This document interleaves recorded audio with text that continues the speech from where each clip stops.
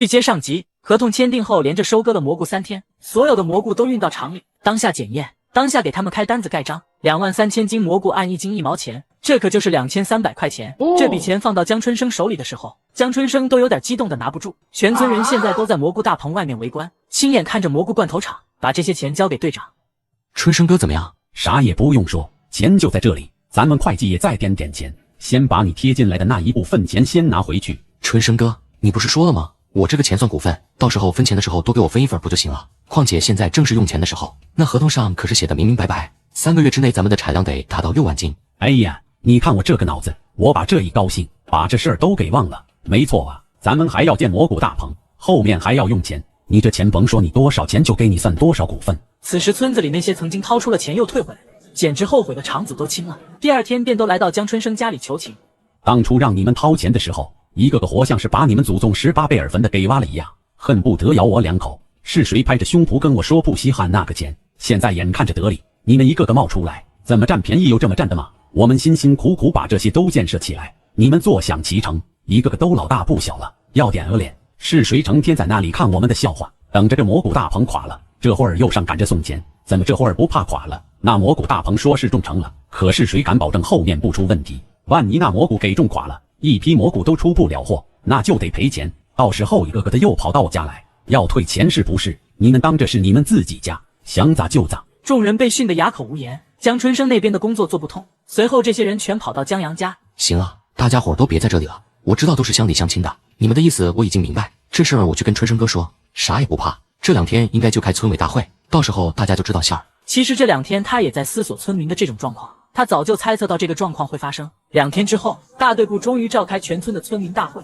提心吊胆的村民其实一大早就得到消息，听说江阳和江春生在大队部里发生了激烈的争吵，俩人吵的声音都快把房顶掀翻了。所有的村民都知道江阳为了他们。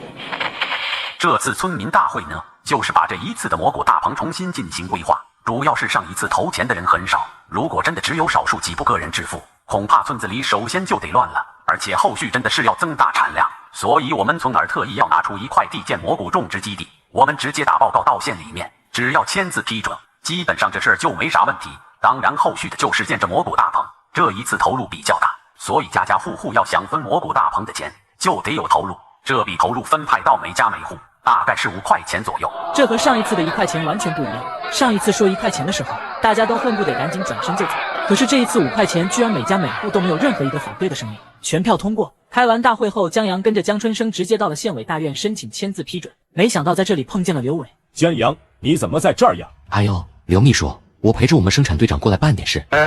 用我的时候就是刘伟，这会儿就变成刘秘书，你可真行。过河拆桥这种事情你倒是办得挺溜。刘秘书，这么多人，我这不是为了表示尊重。滚滚滚，跟我还来这套，来办啥事？跟我走吧。刘伟带着江阳到了自己办公室。你的事儿我听说了，机械厂那边已经给你停职，你准备怎么着？难不成真回村里种地啊？那不能，就我这件不能扛，手不能抬的模样，还回去种地，也受不了那个苦。那你准备怎么办？实在不行你就给陆部长打个电话，我知道这件事有冯家的手段在里面，当初你和美华在一起，其实我就知道会发生这个，我一直觉得你是一个特别聪明又特别有理智的人，理性之下不会做出出格的事情，谁知道在理智的人面对感情的时候，还是多少会有出格的时候，我不后悔。我可是已经得到城里的消息，冯家已经在安排冯美华和那个姓袁的婚事，双方2家都非常满意，应该是过完年之后就会结婚。冯美华也留在了城里，听说已经去了日报社当了一个编辑。你别想了，这事儿和你没关系，你要真为了他好，也让他对你有牵挂就行。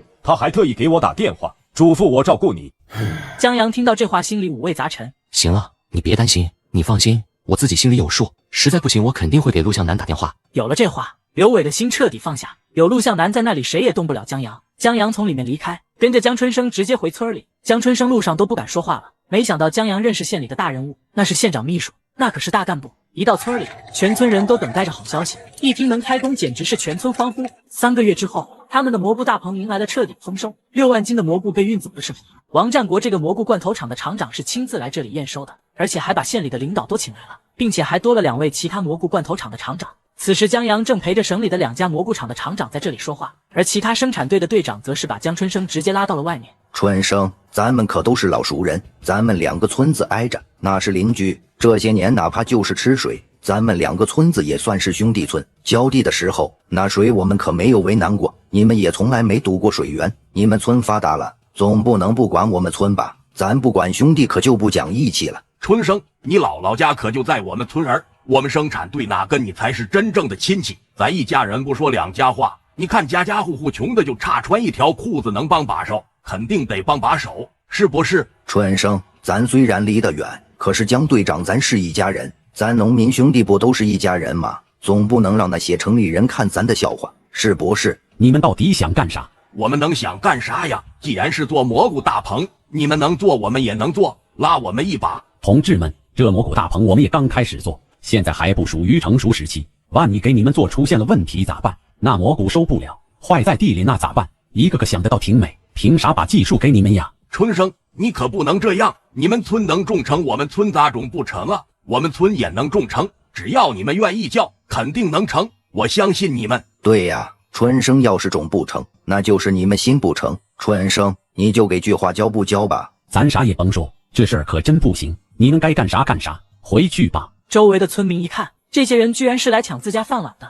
也急了，急忙上去拉拉扯扯，硬把江春生给护了出来。你们该干啥干啥，哪有你们这样的，跑到别人家来抢饭吃了？有本事你们也到城里去学种蘑菇技术，凭啥抢我们村儿的？此时屋子里面，江阳和2位厂长已经笑着达成了协议。2位厂长的需求量比较大，一个厂子大概1个月需要80万斤蘑菇，另外一个厂子1个月需要120万斤蘑菇，加起来就是200万斤，这个数字相当庞大。江阳脑子里已经有了一个基本的蓝图成型。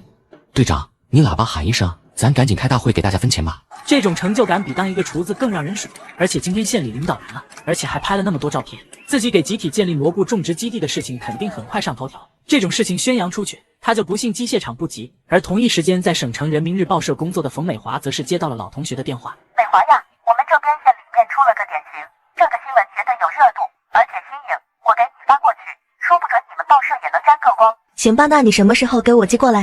已经寄了，我们这边上头条都已经3天了，我3天之前就把报纸给你寄了出去，你估计今天就能收到。冯美华翻了一下自己信件，翻开报纸的头条，一眼就看到了江阳和省里的领导